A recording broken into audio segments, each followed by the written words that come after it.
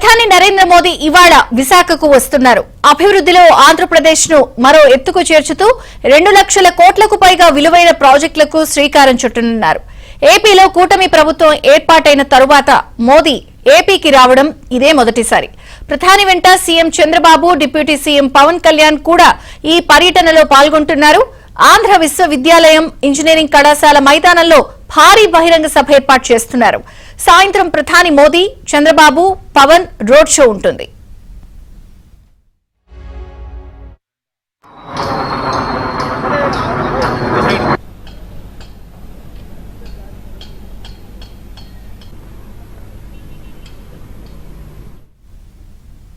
ప్రధాని నరేంద్ర మోదీ ఇవాళ విశాఖకు వస్తున్నారు. అభివృద్ధిలో ఆంధ్రప్రదేశ్ ను మరో ఎత్తుకు చేర్చుతూ 2 లక్షల కోట్లకు పైగా విలువైన ప్రాజెక్టులకు శ్రీకారం చుట్టబోతున్నారు.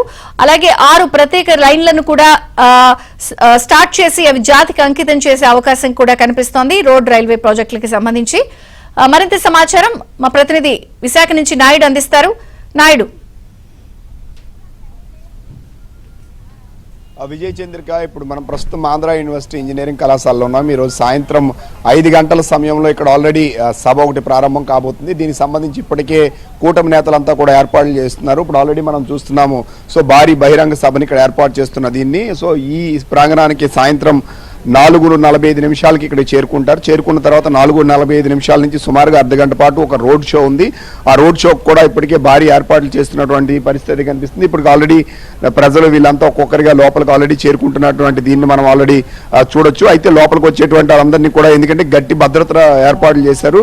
సో సుమారుగా మనం చూసుకుంటే 5,000 మంది పోలీసులతో భద్రతా వలయం ఏర్పాటు చేసినటువంటి పరిస్థితి. అణువు కూడా ఎక్కడికక్కడ చెక్ చేస్తున్నటువంటి పరిస్థితి. ఇప్పటికే ఆల్రెడీ ఎన్ఎస్జీ అండర్లోకి నార్మల్గా స్టేజ్ కానీ మిగతా ప్రాంగణం అంతా కూడా ఆల్రెడీ ఈ ప్రాంగణం అంతా కూడా వాళ్ళ ఆధ్వర్యంలోకి ఆల్రెడీ చేరిపోయినటువంటి పరిస్థితి. అయితే రాష్ట్రానికి మొదటిసారిగా వస్తున్న నేపథ్యంలో భారీ స్వాగతం పలుకుతున్నారు. 2.8 లక్షల కోట్ల రూపాయల పెట్టుబడులు ఏవైతే ఉన్నాయో, పెట్టుబడుల రూపంలో ప్రాజెక్టులు కావచ్చు, మిగతాయి కావచ్చు, ఇవన్నీ చూస్తున్నారు. ఇందులో కొన్ని జాతికి అంకితం చేయబోతున్నారు.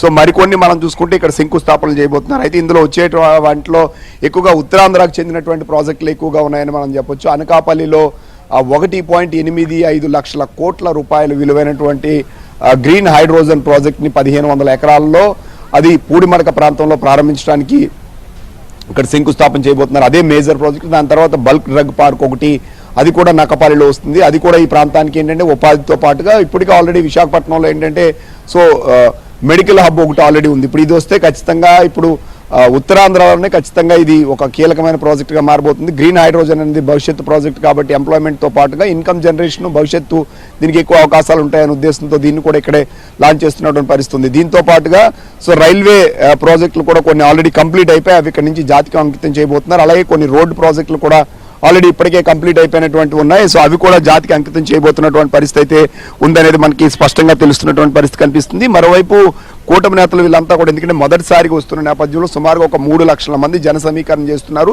సో మోదీకి భారీగా అంటే రోడ్ షో ద్వారా ఆయన ఘన స్వాగతం పలకడానికి ఏర్పాట్లు చేస్తున్నారు. 4:15 మోదీ ఎయిర్పోర్ట్ చేరుకుంటారు. అక్కడి నుంచి 4:45 ఇక్కడ విశాఖలో ఉన్నటువంటి సిరిపురం దగ్గరలో ఉన్నటువంటి వెంకటాద్రి వంటిల దగ్గర చేరుకున్న తర్వాత అక్కడి నుంచి సో ఓపెన్ టాప్ మీద మోదీ, పవన్ కళ్యాణ్ అలాగే నారా చంద్రబాబు నాయుడు ముగ్గురు కలిపి సో ఇక్కడ బహిరంగ సభకి ఓపెన్ టాప్ మీద వస్తారు. అటువైపు ఇటువైపు కూడా ప్రజలు వాళ్ళకి స్వాగతం పలికేందుకు ఏర్పాట్లు చేశారు. మరోవైపు సాంస్కృతిక కార్యక్రమాలు ఏదైనా ఏర్పాటు చేశారు.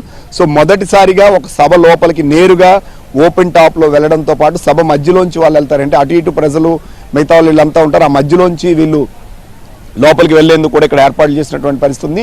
సో సభా వేదిక పైన సుమారుగా 13 మంది వరకు కూర్చోవడానికి ఏర్పాట్లు చేసినటువంటి అంటే ముఖ్యమంత్రి అలాగే పవన్ కళ్యాణ్, మోదీతో పాటుగా అలాగే కొంతమంది కేంద్ర మంత్రులు కూడా స్టేజ్ మీద కూర్చుంటున్నారు. అలాగే రాష్ట్ర అధ్యక్షుడు కూడా అవకాశం 13 మంది మాత్రమే ఆ వేదిక పైన ఉంటారు. అయితే ఈ వేదిక ద్వారా ఇప్పుడు నరేంద్ర మోదీ ఈ ప్రాంతంలో ఎప్పటి నుంచో నెరవేరినటువంటి కళ ఏదైతే ఉందో రైల్వే జోన్, దానికి సంబంధించిన భవన నిర్మాణాలకు కూడా 149 కోట్ల రూపాయలకి శంకుస్థాపనలు ఆయన చేయబోతున్నారు. అయితే ఉత్తరాంధ్ర ప్రాంతవాసులు కళ ఏదైతే ఉందో సో వాల్తేర్ డివిజన్ తో కూడినటువంటి రైల్వే జోన్ ఇవ్వాలనేది ప్రతిపాదన ఉంది. అది అనౌన్స్ చేస్తారా లేదా చూడాల్సినటువంటి అవసరం ఉంది. మరోవైపు స్టీల్ ప్లాంట్ కి సంబంధించి ప్రధాన సమస్య ఉంది.